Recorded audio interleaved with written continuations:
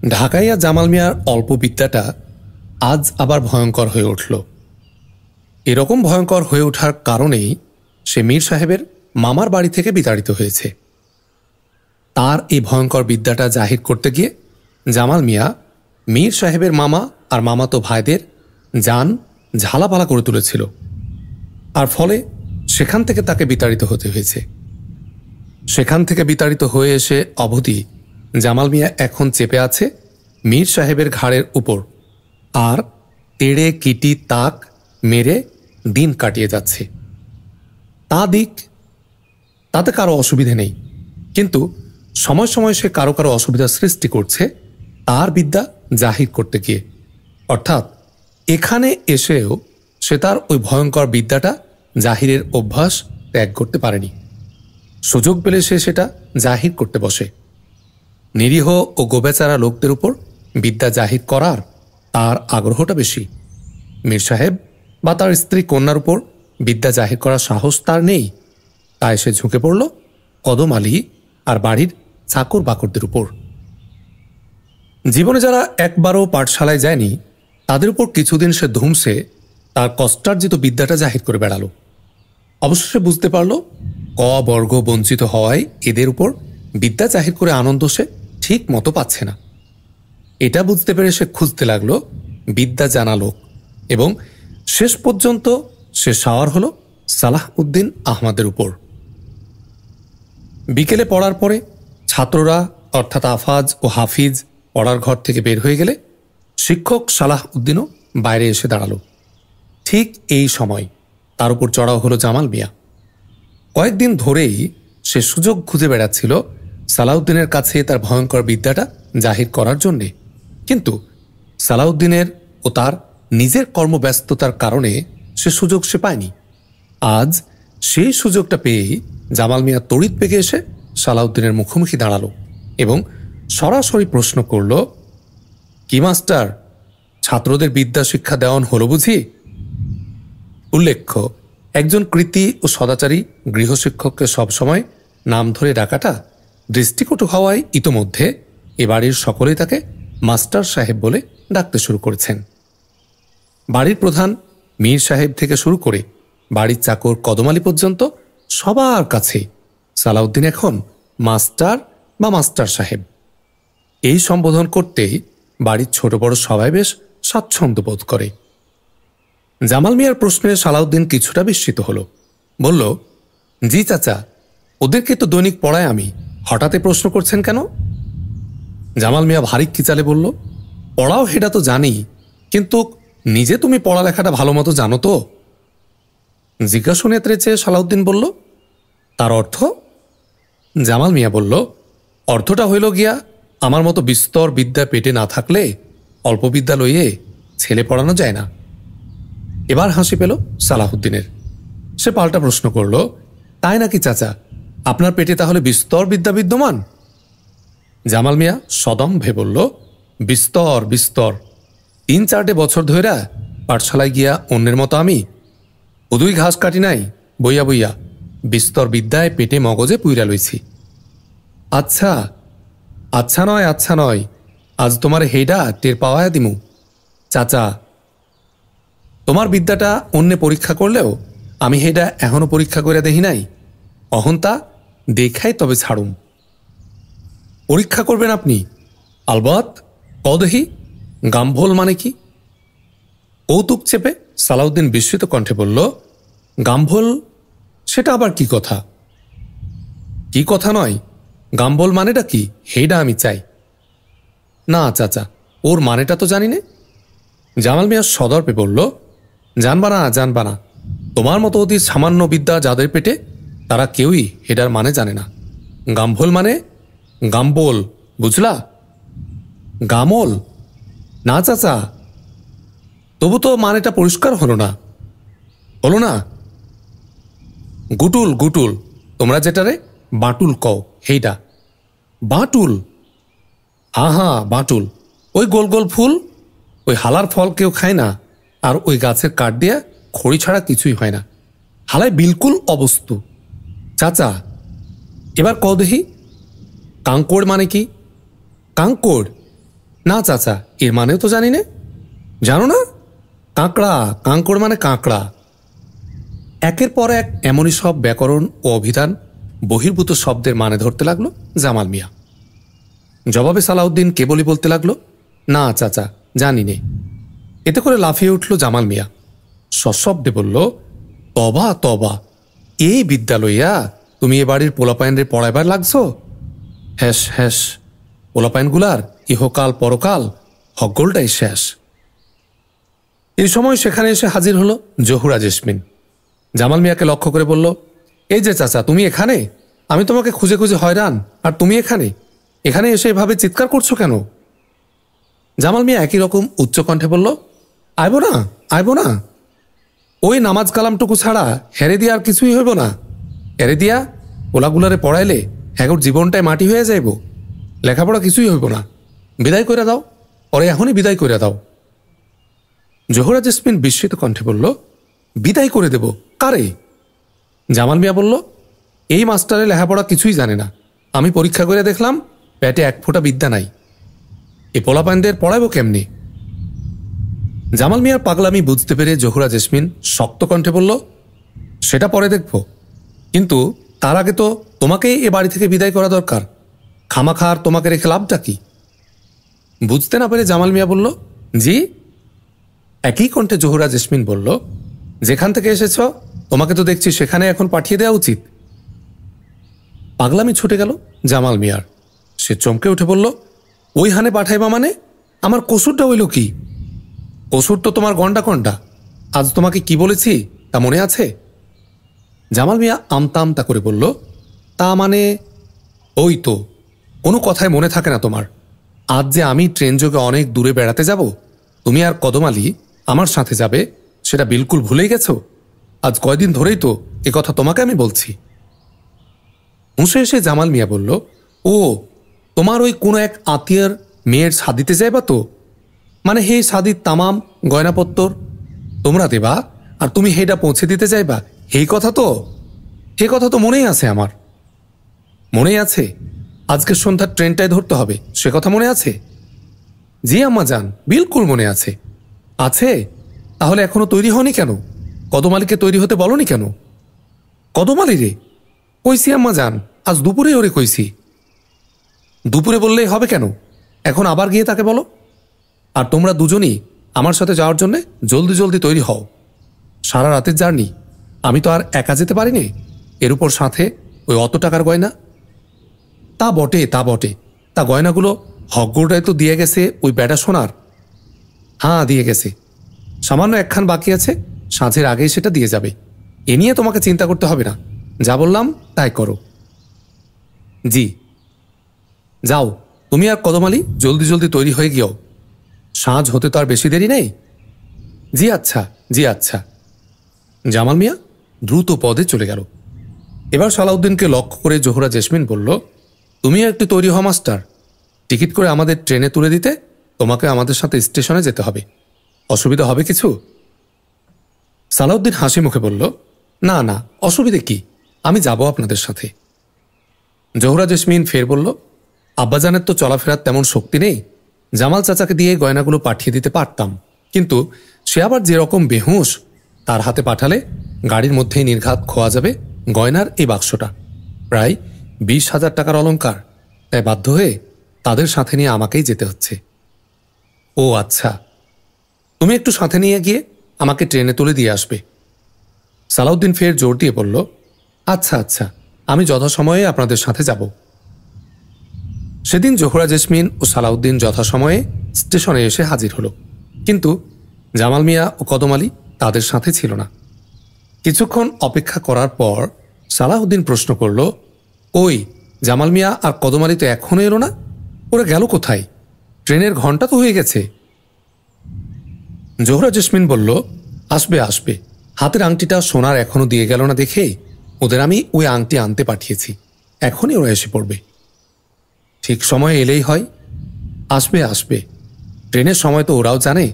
তুমি এক কাজ করো, আমার এই পোটলাটা ধরো, এটা বগলে ফেলে টিকিটগুলো কেটে আনো। আমি ওয়েটিং রুমে যাই, একটু বাথরুমে যাব। জোহরা জেসমিনের হাতে গহনার একটা ছোট্ট বাক্স আর বেডশিট দিয়ে জড়ানো একটা পোটলা ছিল।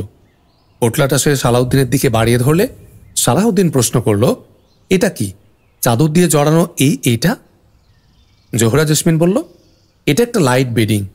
একটা পাতলা শতরঞ্জি আর ছোট্ট একটা বালিশ এই বেডশিট দিয়ে জড়িয়ে নিয়েছি। লং জার্নি কিনা, ঘুম ধরবে নিশ্চয়। ঘুম ধরলে এই বেডিং বিছিয়ে বাক্সের উপর মাথা রেখে শুয়ে পড়ব। ধরো এটা। সালাউদ্দিনের হাতে বেডিংটা দিয়ে জোহরা জেসমিন ওয়েটিং রুমের দিকে রওনা হলো। সালাউদ্দিন হাঁটা দিল টিকিট কাউন্টারের দিকে। সালাউদ্দিন লম্বা লাইনে দাঁড়িয়ে টিকিট কেটে সারতে হুসহুস করে চলে এলো ট্রেন।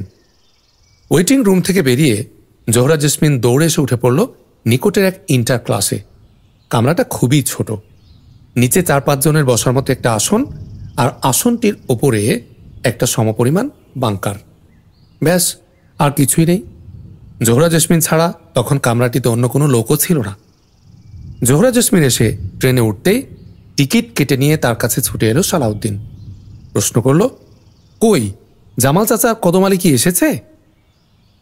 জোহরা জেসমিন চিন্তিত কণ্ঠে বলল, না তো, তারা তো এখনো এলো না দেখছি। সে কি, আসেনি?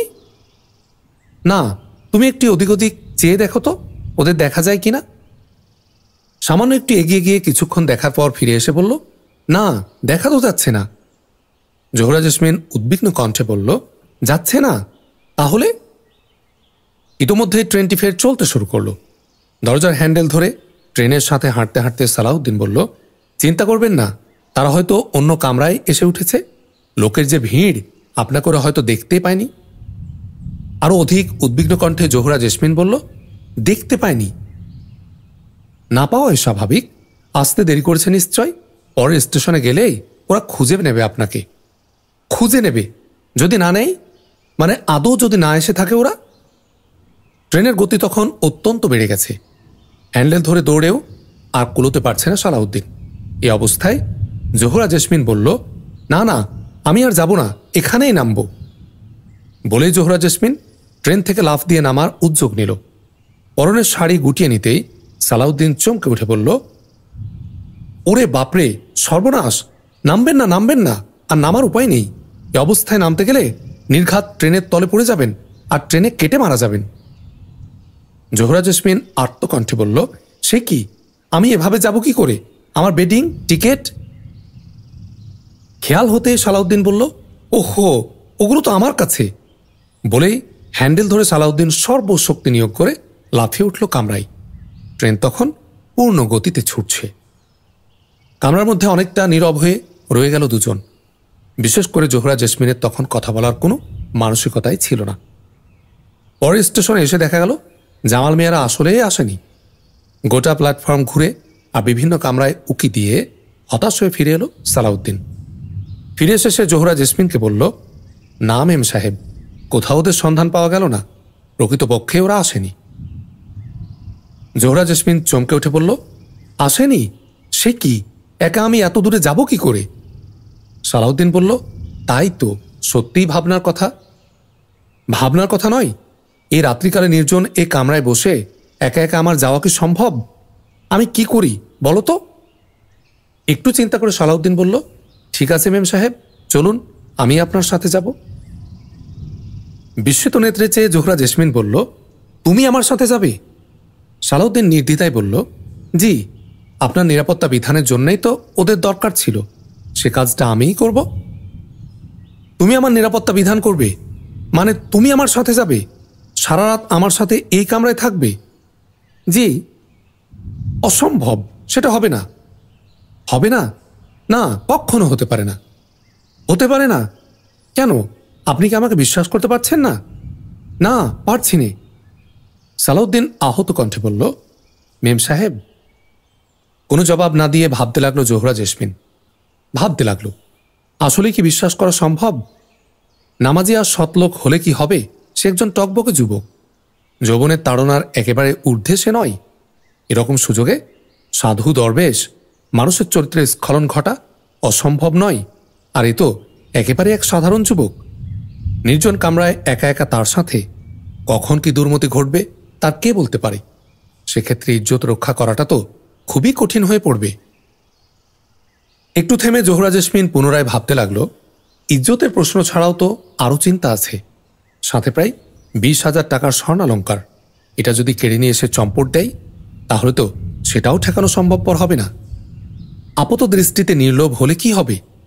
2-4 টাকার বকশিস নিতে অনীহা দেখালেও 20,000 টাকার দাও সে ছেড়ে দেবে, এটা ভাবাও মূর্খতা। পেটের দায়ে তো সামান্য বেতনের নকরি করতে এসেছে এ বাড়িতে।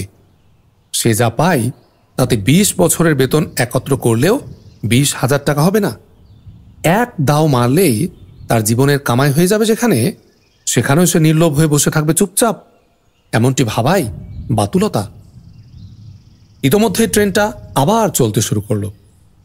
জেসমিনকে দীর্ঘক্ষণ নীরব দেখে সালাউদ্দিন ফের প্রশ্ন করল, কি হলো মেম সাহেব, আমাকে একেবারেই বিশ্বাস করতে পারছেন না? হুঁশে এলো জোহরা জেসমিন। হুঁশে এসে এসে দেখল ট্রেনটা চলে যাচ্ছে স্টেশন থেকে। এটা দেখে সে আরও বেশি ক্ষিপ্ত হয়ে উঠল। ক্ষিপ্ত কণ্ঠে বলল, না না, পারছি নে, পারা সম্ভব নয়। তাহলে কি করবেন? এখানে নামাটা হলো না যখন, এর পরের স্টেশনে নেমে পড়বেন। অপেক্ষা করব ফিরতি ট্রেনের জন্য। ফিরতি ট্রেন এলেই বাড়িতে ফিরে যাব। যেখানে যাচ্ছিলাম সেখানে আর যাব না। ফিরতি ট্রেন আসাতে তো অনেক সময় লাগবে। 1-1.5 ঘন্টার মধ্যে ওদিক থেকে এদিকে আসার আর কোনো ট্রেন নেই। তা না থাক, 1-1.5 ঘন্টা পরে তো আসবে। সামনের স্টেশনে নেমে সে সময়টা ওয়েটিং রুমেই কাটিয়ে দেব। তাহলে আর আপনার সামনের স্টেশনে নামাটা ঠিক হবে না মেম সাহেব। একান্তই যদি নামতে চান তাহলে আপনাকে নামতে হবে সামনের স্টেশনের পরের স্টেশনে। সতর্ক দৃষ্টি মেলে জোহরা জেসমিন প্রশ্ন করল, মতলব? সামনের স্টেশনে না নেমে পরের স্টেশনে নামবো কেন? উদ্দেশ্য কি তোমার? সালাউদ্দিন বলল, আমার কোনো উদ্দেশ্য নেই মেম সাহেব। এই সামনের স্টেশনটা একেবারে একটা ফালতু স্টেশন। ওরও বাড়ির মতো গ্রামগঞ্জের একটা ছোট্ট স্টেশন। সব ট্রেন থামেও না ওখানে। তারপর স্টেশন মানে ছোট্ট একটা ঘর। সেই ঘরে স্টেশন মাস্টার বসেন আর তিনি নিজেই টিকিট বিক্রি করেন। হাতে গোনা 5-10 জন প্যাসেঞ্জারই মাত্র যাতায়াত করে স্টেশন দিয়ে। কোনো ওয়েটিং রুম নেই বললেই চলে। আমি একবার ওই স্টেশনে নেমে দেখেছি। ওয়েটিং রুমের নামে ছোট্ট একটা টিন শেডের ছাউনি আছে বটে, কিন্তু না আছে সেখানে শক্ত জানালা দরজা, না আছে কোনো বাথরুম। বাইরের একটা ভাঙা ল্যাট্রিনে যাত্রীরা তাদের নিতান্ত প্রয়োজনগুলো মেটায়। ওই স্টেশনে নামলে আপনি বিপদে পড়ে যাবেন। জোহরা জেসমিন শক্ত কণ্ঠে বলল, পড়ব, তবু আর এগোবো না। 1-1.5 ঘন্টার ব্যাপার তো, স্টেশনের কর্মচারীদের সাথে কথা বলেই কাটিয়ে দেব। জিদ ধরল জোহরা জেসমিন। সালাউদ্দিনের শত নিষেধ সত্ত্বেও ট্রেন ওই সামনের স্টেশনে এলে সেখানেই নেমে পড়ল জোহরা জেসমিন। বাধ্য হয়ে সালাউদ্দিনকে নামতে হলো সেখানে। সালাহউদ্দিনের বিবরণী ঠিক। একেবারে পোড়ো বাড়ির মতো একটা স্টেশন এটা। কোনো এক ক্ষমতাধরের ক্ষমতার প্রভাবে এখানে স্থাপিত হয়েছে স্টেশনটি। অল্পদিনে ক্ষমতাধরের ক্ষমতাটা চলে গেলে স্টেশনটি এতিম হয়ে গেছে। তারপরে আর কোনো উন্নতি এর হয়নি। ট্রেন থেকে নেমে তারা দেখল চারদিকেই অন্ধকার। ছোট্ট স্টেশন ঘরটির মধ্যে টিমটিম করে একটা বাতি জ্বলছে। স্টেশন ঘরের বাইরে একটা উঁচু পোলের মাথায় ভূতের আলোর মতো বাল্ব জ্বলছে একটা। সে আলোতে স্টেশনের চত্বরটা মোটেই তেমন আলোকিত হয়নি। আকাশে জ্যোৎস্না থাকলেও সারা আকাশে মেঘ থাকায় জ্যোৎস্নাটা ঢাকা পড়েছে বারবার। এতে করে আধো আলো আধো আধারের মধ্যে স্টেশনের চত্বরটাই দেখা যাচ্ছে কেবল। এর বাইরের এলাকায় জমাট অন্ধকার। জ্যোৎস্নাটা মেঘের আড়াল থেকে মাঝে মাঝে বাইরে বেরিয়ে এলে এলাকাটা অল্প একটু আলোকিত হচ্ছে, আর তারপরেই ফের ঢেকে যাচ্ছে অন্ধকারে। আশেপাশে কোনো লোকবসতি বা গ্রামগঞ্জ নেই। স্টেশন ঘরের ভেতরে যে আলোটা চলছে সেটা লণ্ঠনের আলো না ইলেকট্রিক বাল্ব, দূর থেকে উপায় নেই তা ঠাহর করার। সালাউদ্দিন আর জোহরা জেসমিনদের সাথে ট্রেন থেকে আরও জনা দুয়েক প্যাসেঞ্জার নামল এবং তারা সিধা স্টেশন ঘরের পেছনে গিয়ে অপেক্ষমান গরুর গাড়িতে চড়ে কাঁচা পথে রওনা হলো দূরবর্তী গ্রামের দিকে। গাড়ির হেডলাইটের মতো গরুর গাড়িটির মাথায় ঝুলানো একটা জ্বলন্ত লণ্ঠন ঘড়ির পেন্ডুলামের মতো অবিরাম দুলতে দেখা গেল কিছুক্ষণ।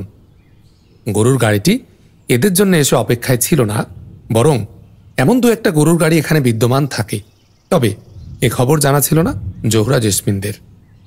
পরে তারা খবর করে জেনেছিল কালে ভদ্রে দু একটা গরুর গাড়ি পাওয়া গেলেও আজ আর কোনো গরুর গাড়ি নেই।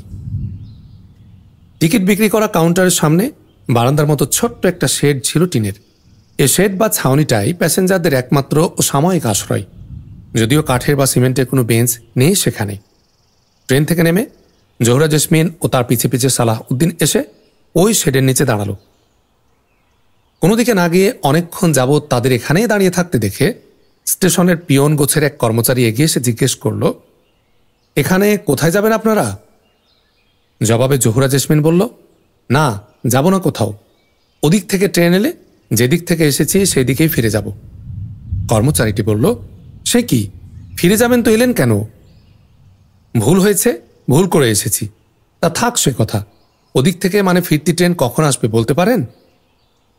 সে তো প্রায় 1.5-2 ঘন্টার ব্যাপার। এতক্ষণ আপনারা অপেক্ষা করবেন এখানে?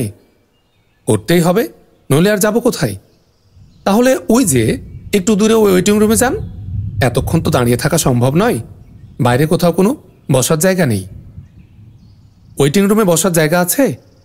কর্মচারীটি ইতস্তত করে বলল, হ্যাঁ আছে, একটা বড় হেলানো বেঞ্চ আছে। তবে তবে এখানে ওয়েটিং রুমে থাকার মতো কোনো প্যাসেঞ্জার আসে না তো, তাই অনেকদিন ধরে ওয়েটিং রুমটা অব্যবহৃত আছে, আর তাতে করে বেঞ্চটায় কিছুটা ধুলোবালি পড়ে থাকতে পারে। এছাড়া ঘরের বাল্বটা ফিউজ হয়ে আছে সেই সপ্তাহ 1.5 আগ থেকে। স্টেশন মাস্টারকে বলে বলে হয়রান হয়ে গেছি, তবু বাল্বটা কেনাতে পারিনি। বলেন কি, 1.5 সপ্তাহ যাবৎ ঘরে বাল্ব নেই, তবু বাল্ব কেনার গরজ বোধ করলেন না স্টেশন মাস্টার সাহেব? না, আসলে গরজটা তো তেমন একটা নেইও। ওয়েটিং রুমে থাকার মতো প্যাসেঞ্জার দিনেই আসে না, রাতে তো কথাই নেই। তাই তাহলে ভাববেন না, আকাশে জ্যোৎস্না আছে, পূব দিকের জানলাটা খুলে দিলে ঘরটা অনেকখানি আলোকিত হবে। জ্যোৎস্নার আলো? কিন্তু সে আর কতক্ষণ? আকাশে যে হারে মেঘের আনাগোনা শুরু হয়েছে, তাতে জ্যোৎস্নাটা তো এখনই মেঘে ঢেকে যাবে। তা যাক, গরমের দিনে অসময়ের মেঘ এক পশলা বৃষ্টি ঝরলে আকাশটা আবার পরিষ্কার হয়ে যাবে। এ সময় স্টেশন মাস্টারের ঘরের ভেতর থেকে ডাক এলো, মারফত আলী? জবাবে, জি স্যার, আসি বলে ঘরের মধ্যে ঢুকে পড়ল মারফত আলী নামের ওই রেলওয়ে কর্মীটি। কিছুক্ষণ চুপ করে থাকার পরে জোহরা জেসমিন নাখোশ কণ্ঠে সালাউদ্দিনকে বলল, দাঁড়িয়ে রইলে কেন? পিছু যখন ছাড়ছই না, তখন ওয়েটিং রুমের বেঞ্চটা ঝেড়ে মুছে দিয়ে এসো, সে সাথে জানালাটা খুলে দিয়ে এসো। জলদি করো, কোমর আমার ধরে গেছে। সালাউদ্দিন বলল, জি মেম সাহেব, দিচ্ছি। ওয়েটিং রুমে ঢুকে সালাউদ্দিন পূব দিকের জানালাটা খুলে দিতে অনেকখানি আলো এসে পড়ল ঘরে। সেই আলোতে হাত দিয়ে নেড়ে চেড়ে সে দেখল হেলানো বেঞ্চটাতে ধুলো কিছুটা থাকলেও অধিক ধুলো জমেনি। পকেটের রুমাল দিয়ে সে ধুলোটুকু মুছে দিয়ে সালাউদ্দিন ডাক দিল, আসুন মেম সাহেব, মুছে দিয়েছি ধুলো। ওয়েটিং রুমে ঢুকে জোহরা জেসমিন বেঞ্চটার উপর তার বেডিংটা বিছালো। তারপরে সালাউদ্দিনকে উদ্দেশ্য করে বলল, ঠিক আছে, তুমি এখন বাইরে যাও আর দূরে কোথাও গিয়ে অপেক্ষা করোগে। সালাউদ্দিন বলল, জি মেম সাহেব, বাইরে তো যাব নিশ্চয়, তবে দূরে যেতে পারবো না। সন্দিগ্ধ নয়নে জোহরা জেসমিন বলল, কেন দূরে যেতে পারবে না? কেন কেন আবার? দেখছেন না জায়গাটা কেমন নির্জন? আমি দূরে গিয়ে থাকবো, আর এই রাত্রিকালে কেউ এসে আপনার উপর হামলা চালালে আপনাকে রক্ষা করবে কে? তাহলে কোথায় থাকবে? এই দরজার কাছে। জোহরা জেসমিন বিরক্তির সাথে বলল, উহ, মরণ! যাও, যেখানে ইচ্ছে থাকোগে। আমি দরজাটা বন্ধ করে দিই বলেই দরজার কাছে এসে জোহরা জেসমিন ফের হতাশ কণ্ঠে বলল, ওমা, এ কি, বাইরের দিক দিয়ে লাগানো এক পাল্লার দরজা, আর ভেতর থেকে বন্ধ করার কোনো ব্যবস্থাই নেই? আবার সে সালাউদ্দিনকে উদ্দেশ্য করে বলল, দেখো তো বাইরের দিকে কোনো শেকল বা ছিটকিনি আছে কিনা। সালাউদ্দিন বলল, না মেম সাহেব, দরজার পাল্লাটা বাইরের দিকে হলেও আটকানোর কোনো ব্যবস্থা নেই। ছিটকিনি একটা আছে বটে, তবে সে ছিটকিনিটা আটকানো যাবে না কারো সাথে। কেমন? আগে হয়তো ছিটকিনিটা আটকানোর কোনো বাঁকানো লোহা টোহা ছিল, এখন সেসব উপরে কোথায় চলে গেছে তা কে জানে। জোহরা জেসমিন শঙ্কিত কণ্ঠে বলল, সে কি? সালাউদ্দিন বলল, কোনো চিন্তা করবেন না, আপনি নিশ্চিন্তে আরাম করুন, দরজাটা ভিড়িয়ে দিয়ে আমি পাল্লায় ঠেস দিয়ে বসে পড়ছি, সহজে ঢুকতে পারবে না কেউ। জোহরা জেসমিন খেদের সাথে স্বগতোক্তি করল, কি মুসিবত! জড়সড় হয়ে বেঞ্চে পাতা বিছানার উপর বসে পড়ল জোহরা জেসমিন। কেটে গেল ঘণ্টা খানেক সময়। এরপরে মারফত আলী নামের স্টেশনের ওই রেল কর্মীটি দ্রুত পদে এসে ব্যস্ত কণ্ঠে বলল, এই যে আপনারা জেগে আছেন তো, আপনাদের জন্য মস্ত বড় দুঃসংবাদ আছে। ধর্মর করে উঠে দাঁড়ালো সালাউদ্দিন। কথাটা কানে পড়তে জোহরা জেসমিনও বেঞ্চ থেকে উঠে ছুটে এলো দরজায়। সালাউদ্দিন বলল, দুঃসংবাদ? সে কি? মারফত আলী বলল, দুঃসংবাদ মানে এ রাতে আর কোনো ট্রেনই কোনো দিক দিয়ে যাতায়াত করবে না। এই সামনের স্টেশনের আগের স্টেশনের কাছে একটা মালগাড়ি এসে উল্টে গেছে। তার ফলে রেল লাইনের কয়েকটা স্লিপার উঠে গেছে। ওই মাল ট্রেনটা সরানো আর ওই স্লিপারগুলো ঠিক করা এ রাতে আর সম্ভবপর হবে না। যদি হয়ও গোটা রাতটাই লাগবে। সালাউদ্দিন বলল, তার মানে এই রাতে আর তাহলে আমাদের ফিরে যাওয়ার কোনো ট্রেন আসবে না? মারফত আলী বলল, না, কোনো ট্রেনই কোনো দিক দিয়ে যাতায়াত করবে না, আপনাদেরটাও না। বলেন কি? সেই কথাই বলতে এসেছি আপনাদের। আপনারা খুব সাবধানে থাকবেন। রাতে আর কোনো ট্রেন না থাকায় আলো নিভি দিয়ে আর স্টেশন ঘর বন্ধ করে আমরা সবাই চলে যাচ্ছি। এই স্টেশনে একমাত্র আপনারা দুজন ছাড়া আর কেউ থাকছে না। কাজেই জেগে থাকবেন সব সময়, ঘুমিয়ে পড়বেন না যেন। বলেই ফের দ্রুত পদে চলে গেল মারফত আলী। শঙ্কিত নেত্রে চেয়ে জোহরা জেসমিন দেখল সত্যি সত্যি নিভে গেল স্টেশন ঘরের আলো। আর স্টেশন মাস্টার সহ স্টেশনে যে 2-3 জন লোক ছিল, স্টেশন ঘরটা বন্ধ করে চলে গেল তারা। তা দেখে ডুকরে উঠল জোহরা জেসমিন। কপালে করাঘাত করে বলল, ও মা গো, শেষ পর্যন্ত এই আমার কপালে ছিল? এমন মুসিবতে পড়ব আমি তাকে কখনো ভেবেছি? কি যে লেখা আছে আজ কপালে। সালাউদ্দিন সান্ত্বনা দিয়ে বলল, ভয় নেই মেম সাহেব, আমি তো আছি, আমার জীবন থাকতে। বাধা দিয়ে জোহরা জেসমিন বলল, থাক, তোমাকে আর ভরসা দিতে হবে না। দরজার পাল্লাটা ভিড়িয়ে দিয়ে তুমি সরে পড়ো এখান থেকে, এইটাই আমি চাই। সে কি, সরে পড়ব? হ্যাঁ পড়বে, তোমাকে আমার দরকার নেই। বলতে বলতে গহনার বাক্সটি আঁকড়ে ধরে ফের বেঞ্চের উপর জড়সড় হয়ে বসে পড়ল জোহরা জেসমিন। বসে পড়ে কেবলই সে কাঁপতে লাগলো, থরথর করে কাঁপতে লাগলো আর ভাবতে লাগলো, আজ তার রক্ষে নেই। সালাউদ্দিনের হাতে সর্বস্ব তার খোয়া যাবে আজ। এখন যে কোনো মুহূর্তে তার উপর ঝাঁপিয়ে পড়বে সালাউদ্দিন। তার ইজ্জত তো লুটে নেবেই, তাকে খুন করলেও এই জনহীন স্থানে তাকে রক্ষা করার কেউ নেই। সেই সাথে এ গহনার বাক্সটা নিয়ে এসে চম্পট দেবে নির্ঘাত। এত বড় দাও কোনো পাগলেও ছাড়বে না। হায় হায় হায়, আজ তার গহনা আর ইজ্জত তো যাবেই, জানটাও যেতে পারে সেই সাথে। জোহরা জেসমিন কাঁপতে লাগলো আর আহাজারি করতে লাগলো মনে মনে। সালাউদ্দিন সেটা লক্ষ্য করতে গেল না। দরজার পাল্লাটা ভিড়িয়ে দিয়ে আবার সে বসে পড়ল পাল্লায় ঠেস দিয়ে। গহনার বাক্সটা আঁকড়ে ধরে অত্যন্ত সতর্ক অবস্থায় বসে রইল জোহরা। সব সময় তার মনে হতে লাগলো, এই এখনই বুঝি সালাউদ্দিন এসে ঝাঁপিয়ে পড়বে তার উপর। এই এখনই বুঝি সালাউদ্দিনের সাথে জীবন মরণ লড়াইয়ে লিপ্ত হতে হবে তাকে। সর্বক্ষণ এই আতঙ্ক নিয়ে বসে রইল সে। নজর তার অনুক্ষণ দরজার দিকে নিবদ্ধ। ভয়ে আর ভ্যাপসা গরমে সে ঘামতে লাগলো অবিরাম। কাটতে লাগলো সময়, ঘন্টার পর ঘন্টা। সালাউদ্দিন হামলা করবে এখনই, এই অপেক্ষা করতে করতে ক্রমে ক্লান্ত হয়ে পড়তে লাগলো জোহরা জেসমিন। মাঝরাতের দিকে বৃষ্টি নামলো মুষলধারে। বৃষ্টির সাথে বাতাস। কেটে গেল ভ্যাপসা গরম, ঠান্ডা হলো ওয়েটিং রুম। ক্লান্ত ও ঘর্মাক্ত শরীরে ঠান্ডার আমেজ লাগায় অত্যন্ত সতর্কতা সত্ত্বেও একসময় ঘুমিয়ে পড়ল জোহরা জেসমিন। দেহ তার এলিয়ে পড়ল বিছানায়, ক্লান্তির পর ঘুম। ফলে অচিরে সে গভীর ঘুমে অচেতন হয়ে গেল। কতক্ষণ ধরে সে ঘুমিয়ে আছে সেটা ঠাউর করার সাধ্য তার ছিল না। তার ঘুম ভাঙল স্টেশন ঘরের ঢং ঢং করে বিপুল শব্দে ট্রেনের ঘণ্টা পড়ায়। ঘণ্টার আওয়াজ কানে যেতেই বিদ্যুৎ বেগে বিছানার উপর উঠে বসল জোহরা জেসমিন। উঠে বসেই সে ব্যস্তভাবে খোঁজ করল তার গহনার বাক্সের। বাক্সটা তার কোলের কাছেই ছিল। ক্ষিপ্র হস্তে তা তুলে নিয়ে সেটা সে চেপে ধরল তার বুকের সাথে। এরপরে সে বাক্সটা খুলল, দেখল না, একটা গহনাও খোয়া যায়নি, সব ঠিক আছে। আশ্বস্ত হয়ে এবার সে সামনের দিকে চাইল। দেখল অন্ধকার পুরোটাই কেটে গেছে, সারা ঘর ফর্সা। দেখল পূব দিকের খোলা জানালা দিয়ে ভোরের সূর্যের আলো সরাসরি ঢুকে পড়েছে ঘরের মধ্যে। এবার সে বুঝতে পারল সকাল হয়ে গেছে, আর এ কারণে ঘরের ভেতর আর আধার নেই।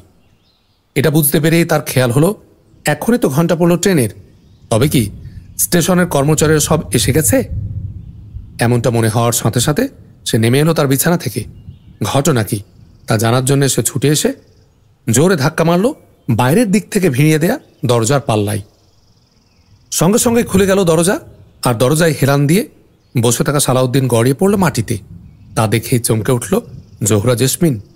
ভীত কণ্ঠে বলে উঠল, কে কে? উঠে দাঁড়াতে দাঁড়াতে সালাউদ্দিন বলল, আমি মেম সাহেব, আমি সালাউদ্দিন। হঠাৎ একটু ঘুমিয়ে গেছিলাম কিনা তাই। সালাউদ্দিন চোখ রগড়াতে লাগল। জোহরা জেসমিন প্রশ্ন করল, ঘুমিয়ে গিয়েছিলে মানে? কোথায় ঘুমিয়ে গিয়েছিলে? এখানেই মেম সাহেব, এই দরজার সাথে ঠেস দিয়েই। সারা রাত জেগেছিলাম তো, তাই সকালটার দিকে চোখটাকে আর কন্ট্রোল রাখতে পারিনি। একদম এই ভোরের দিকে ঘুমিয়ে পড়েছি।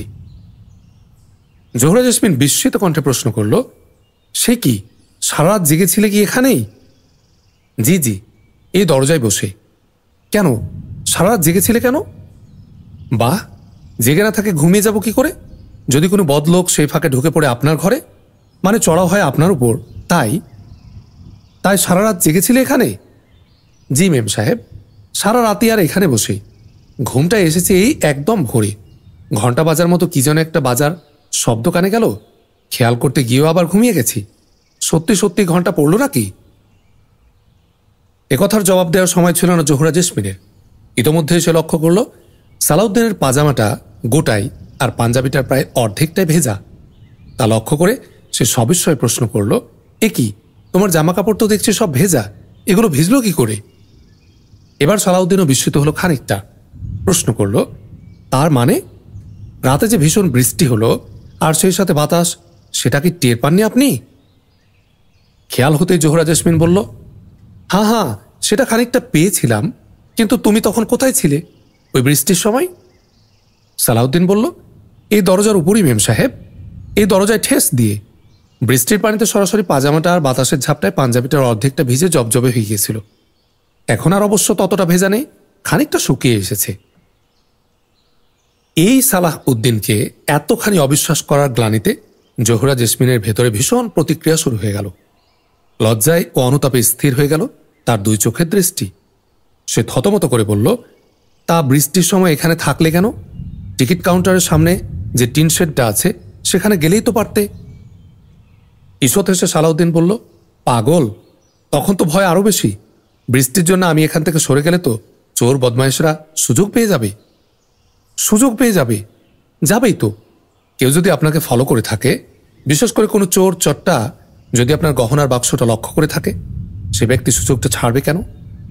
দরজায় আমি আছি আর জেগে আছি দেখে একমাত্র ডাকাতের দল ছাড়া 2-4 জন চোর ছেঁচোর কি আপনার ঘরে ঢোকার সাহস করতে পারে? কিন্তু বৃষ্টির মধ্যে আমি সরে গেলেই তো সুযোগ পেয়ে যাবে ওরা। পেয়ে যাবে, আলবৎ পাবে। বৃষ্টি হোক আর ঝড়ই হোক, আপনাকে অরক্ষিত রেখে আমি কি এক মুহূর্তে এখান থেকে সরে যেতে পারি? চোর ডাকাত ছাড়াও কখন কার কি দুর্মতি হয় বলা তো যায় না। সীমাহীন বিস্ময়ে আর আত্মগ্লানিতে জোহরা জেসমিনের কণ্ঠ তখন রুদ্ধ হয়ে এসেছিল। মোহিত হয়ে গিয়েছিল সে সালাউদ্দিনের এই সীমাহীন বিশ্বস্ততায়। সে অস্ফুট কণ্ঠে বলল, মাস্টার সাহেব। সালাউদ্দিন বলল, যে পরিস্থিতিতে হোক আপনার কাছে একমাত্র আমিই যখন রয়ে গেছি, তখন তো আর আপনাকে অসহায় রেখে আমি আমার নিজের সুবিধার জন্য সরে যেতে পারি নে। যতক্ষণ দেহে আমার প্রাণ থাকবে ততক্ষণ আপনাকে হেফাজত করা আমার ইমানই দায়িত্ব। এর কিঞ্চিত গাফলতিও আমার ইমানদারিতে মস্ত বড় দাগ ফেলতে যথেষ্ট। জোহরা জেসমিনের মুখের ভাষা তখন ফুরিয়ে গিয়েছিল তামামি। অনেক চেষ্টায় সে কোনো মতে স্বগতোক্তি করল, তাজ্জব।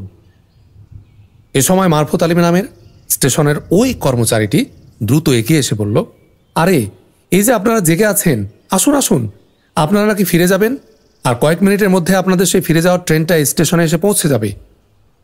শুনে সালাউদ্দিন খোশ কণ্ঠে বলল, তাই নাকি? তাহলে লাইন ক্লিয়ার হয়েছে? মারফত আলী বলল, হ্যাঁ হয়েছে। ব্যাপক তৎপরতা চালানোর ফলে রাতারাতি মালগাড়িটা সরিয়ে ফেলে লাইনের স্লিপারগুলো ঠিক করা হয়েছে। সামনে আটকে ছিল আপনাদের ট্রেনটা, এখন সেটা আসছে। জোহরা জেসমিন ইতোমধ্যেই নিজেকে কিছুটা সংযত করে নিল। মারফত আলীর খবরের প্রেক্ষিতে সে সালাউদ্দিনকে ব্যস্ত কণ্ঠে বলল, চলো আর তাহলে দেরি নয়, টিকিট কেটে নিয়ে আমরা রেডি হই, চলো। জোহরা জেসমিন ক্ষিপ্র হস্তে তার বেডিং গুছিয়ে নিতে লাগল। সালাউদ্দিন এ সময় আপন খেয়ালেই বলে বসল, আপনাদের সে আতিয়ার মেয়েটির দুর্ভাগ্য, বিয়েতে সে আপনাদের গহনাগুলো আর পেল না। কণ্ঠে জোর দিয়ে জোহরা জেসমিন বলল, পাবে না কেন? তার শাদী তো আজ নয়, আরও 2 দিন পর। আজকের সারাদিন, সারা রাত আর পরের দিনটা গোটায় বিশ্রাম নেওয়ার পর আগামীকাল সন্ধ্যায় আবার আমি ওই একই ট্রেনে রওনা হব সেখানে। আবার রওনা হবেন? জি, আবার রওনা হব, আর তুমিও রওনা হবে আমার সাথে। আমি? জি, তুমি। একমাত্র তুমিই সাথে যাবে আমার, অন্য কাউকে আর আমার দরকার নেই। মেম সাহেব, কোথাও আর কামরার বাইরে নয়, অতপর কামরার ভেতরেই আমার কাছে কাছে থাকবে তুমি।